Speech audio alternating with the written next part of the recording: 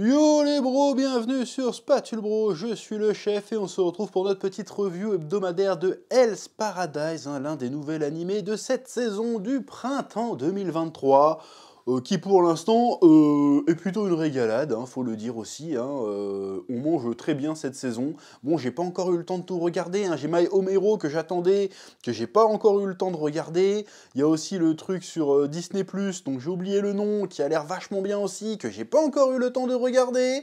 Mais t'inquiète, un de ces quatre, je vais rattraper tout ça et on en parlera, il n'y a pas de souci. Mais c'est juste que là, débordement extrême. Là. Déjà, j'étais sur Paris ce week-end, plein de trucs à faire. Pourquoi je te raconte ma vie? Je sais pas, mais je te raconte quand même, oui. Avant de commencer, petit instant auto-promo comme d'habitude. Arena, tome 1 et 2, disponibles dans toutes les librairies. Voilà, en plus là j'ai eu un peu un point sur les ventes là dernièrement et franchement c'est pas dégueulasse du tout, donc continuez, ça fait plaisir. Autre info, le tome 3 sera disponible à partir du 16 juin dans toutes les librairies. Masterclass une fois de plus.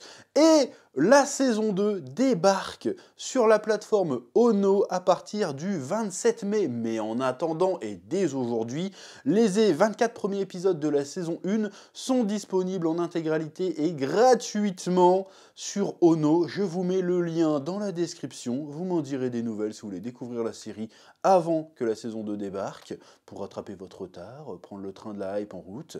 Voilà, donc tout ça c'est dans la description. Place à la review. Oui. Alors, cet épisode 7 de Hell's Paradise, si je dis pas de bêtises encore une fois, était très bien parce qu'on a eu, disons que là, on a passé les 6 premiers épisodes un petit peu dans le mystère, un peu dans le brouillard. Et là, on a un épisode où on a pas mal d'éclaircissements d'un coup, ce qui va nous permettre d'avancer assez vite dans le récit, et ça, j'ai trouvé ça plutôt pas mal. Bon, évidemment, il y a la rencontre avec, déjà, il y a les deux frères qui se retrouvent avec les deux meufs chelous en train de se faire les ciseaux au milieu des arbres. Bon, comme je l'avais dit, ça sentait pas bon cette histoire, parce que j'ai lu Berserk. On se souvient de Corcus, j'espère que je ne me trompe pas dans son blaze, qui au milieu du sabbat retrouve une gonzesse à poil qui fait prends-moi, il fait oh super, je suis en train de rêver. Non, non, t'es pas en train de rêver, gros, ça pue la merde cette histoire. Donc, tu te dis, qu'est-ce qui se passe? Et les deux mecs, ils font pareil, mais qu'est-ce qui se passe? Et là, bon, déjà, il y a une des gonzesses qui se transforme en homme. Tu fais, bon, ok, ça te pue le traquenard cette histoire déjà de base, mais là, c'est sûr. Et tu te dis, bah, c'est quoi cette histoire et tout? Le gars, il devient bizarre, ils vont faire la bagarre. Que font des humains ici? Bah, attends, vous êtes pas des humains? Bah, non, en fait. Tu dis, oh! Bon, et entre-temps, t'as Gabi Maru et Sagiri et la femme ninja moitié à poil et le gros. Je vais l'appeler le gros. Santa, je crois. Senta, il s'appelle, je crois, bref. Qui tombent sur une petite fille humaine de leur côté quand ils découvrent le village, et puis tout d'un coup ils se font attaquer par je s'appelle Groot. Donc ils attrapent la petite fille, ils arrivent à neutraliser plus ou moins Groot, et Groot il fait non mais c'est bon, venez, viens, on va manger des gâteaux, on va manger des fruits. Donc ils deviennent potes. Bon, le passage marrant, c'était que Gabi Maru, au début, essayait d'être... Bon, on va rester dans cette thématique, je pense, tout au long de la série. C'est Gabi Maru, il y a un épisode de ça, un ou deux épisodes de ça, il se disait, bon, je vais arrêter d'être un mec sanguinaire et froid, et d'être extrémiste un peu dans mes choix et dans mes actes. Parce que, ok, je suis ultra déter, mais est-ce que ça vaut le coup d'être ultra déter pour laisser mon humanité que je viens de gagner de côté? Donc il a dit, bon, je vais être modéré, je vais faire le nécessaire, mais sans être trop hardcore.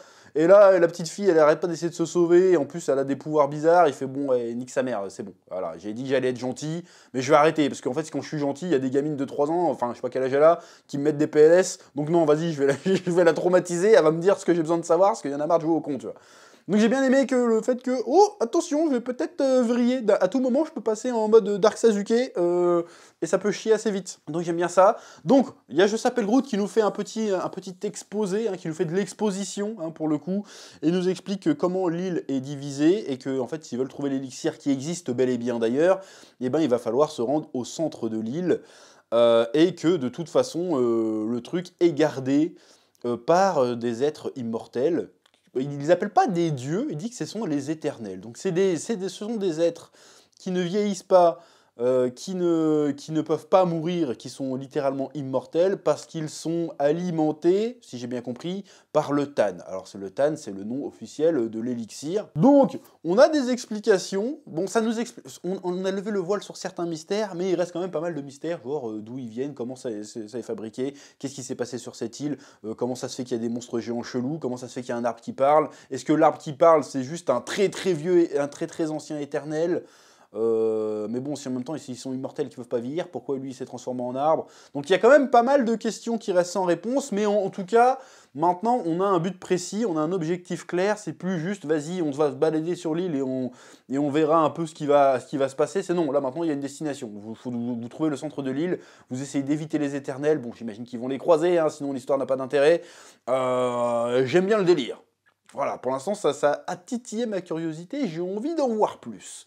Oui. Bon, et ce délire des éternels est plutôt sympathique quand tu vois les deux frères se faire rouster, et puis qu'en fait, ils les balancent au fond d'un puits, et tu vois qu'il y a plein de mecs cadavériques qui sont transformés en hommes-plantes, et en fait, ils expliquent, l'arbre, il explique que en fait, les mecs sont pas morts, mais sont dans un espèce d'état d'euphorie permanent. Donc, ils sont méga heureux, en fait, alors qu'ils vivent un truc horrible.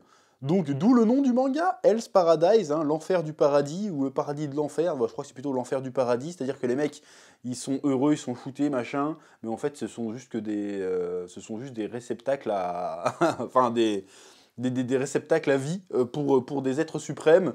Il y a un petit délire, on peut faire un parallèle avec Matrix, tout ça, il y a plein de trucs qu'on peut faire dans ce genre-là, de parallèles qu'on peut faire dans ce genre-là, qui est plutôt cool. Je crois qu'il y a un délire similaire dans Hunter x Hunter, d'ailleurs, avec un mec qui revient du continent caché, qui peut pas mourir et qui est à moitié une plante. Donc ce truc-là, je sais pas d'où vient cette idée-là d'être à moitié une plante et de devenir immortel comme ça, et que finalement tu peux pas mourir, mais t'as envie de mourir, mais en fait tu peux pas. Je sais pas d'où ça vient ce délire-là, ça doit être quelque part dans la mythologie, hein, dans une certaine quelconque mythologie, parce que c'est bizarre que tant de gens aient la même idée, et même récemment il y a un manga qui s'appelle Full Night, dont j'avais parlé sur cette chaîne d'ailleurs, où le délire c'est que, vas-y, on transforme les humains en plantes, les gens qui vont mourir, on les transforme en plantes, comme ça, ils peuvent donner de l'oxygène aux gens, du coup on se sert de leur vie pour propager encore la vie, prolonger la vie des autres humains. Donc cette idée devient récurrente dans la pop culture, de plus en plus récurrente dans la pop culture, je me demande d'où elle vient, à la base.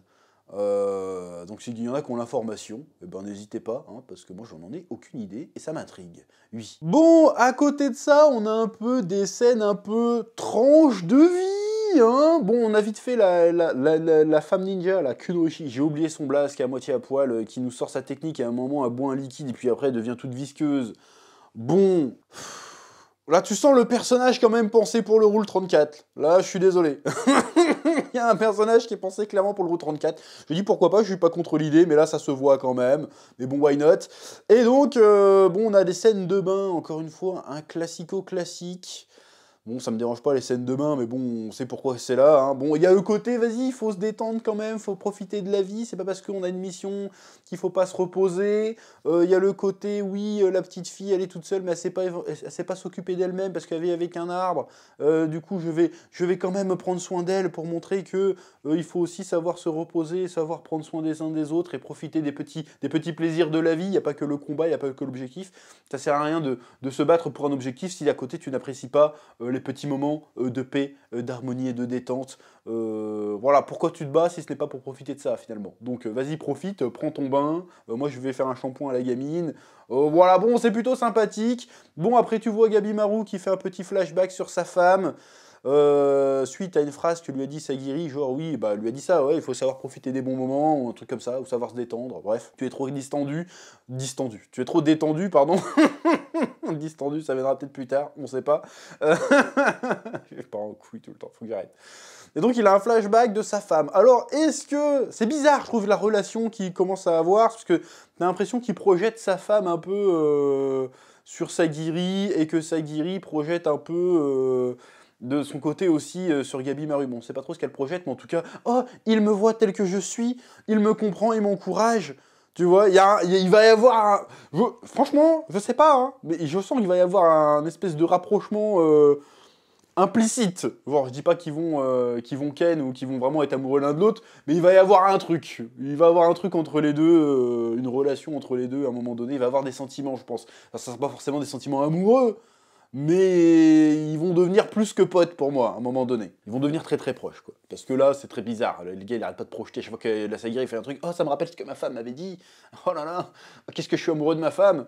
D'accord, ok, c'est mignon si tu veux, mais c'est bizarre que ça soit une autre meuf qui te rappelle ta femme. C'est très chelou. Enfin, je trouve ça bizarre. Mais pourquoi pas? Donc, je suis curieux de voir où ça va aller. Bon... Après, est-ce que mettre un moment comme ça, maintenant, là, tout de suite, est-ce que c'était le truc le plus intelligent à faire? Parce que là, on nous a balancé des dingueries, si tu veux. On nous a balancé de la révélation, donc nous, on veut voir la suite. Et fait, non, non, on va voir le mec qui va prendre un bain. Tu vois ce que je veux dire? C'est un petit peu bizarre de ce rythme-là. Mais je comprends ce que ça veut raconter, mais je trouve que c'est bizarre de le placer à ce moment-là. Bon, après, c'est peut-être le dernier moment de répit. C'est peut-être le premier et dernier moment de répit avant les dingueries, parce que quand ils vont se tomber sur les éternels, j'imagine qu'il n'y en a pas que deux qui sont des bisous, j'imagine qu'il y en a certainement d'autres, il va falloir quand même se friter contre des dieux, ou des demi-dieux, ou peu importe ce que c'est. D'ailleurs, tu vois aussi que quand ils se font découper les éternels, là, le garçon se fait découper, c'est des plantes qui le font revenir. Donc il y a un délire avec la nature, avec les plantes, dans ce manga, qui peut être intéressant, qui en tout cas est très intriguant. Donc très curieux de voir la suite. Voilà, donc pour l'instant je me régale. Pour l'instant c'est très très cool. Très hâte de voir la suite. Il y a d'autres personnages qu'on n'a pas vus dans cet épisode. Hein, le jeune samouraï blond avec son bandeau rouge et la petite fille un peu bronzée. J'ai oublié comment elle s'appelait. On les a pas revus non plus. Hein, donc j'espère qu'à un moment donné, tous ces personnages vont se rencontrer, se coaliser. Il y a même le samouraï qui s'était coupé la main. On ne sait pas ce qu'il est devenu pour le moment. Donc il y a pas mal de choses encore à explorer avec ce concept, avec cette île, avec ce manga. Et très très curieux de voir la suite, encore une fois. Un bien bon épisode pour ma part. Et pareil, j'ai eu la petite frustration quand le ending a commencé. Je fais « Ah, je voulais en voir plus !» Et ben on en aura plus la semaine prochaine, je n'en doute point. C'est à peu près tout ce que j'ai à dire sur cet épisode de Hell's Paradise.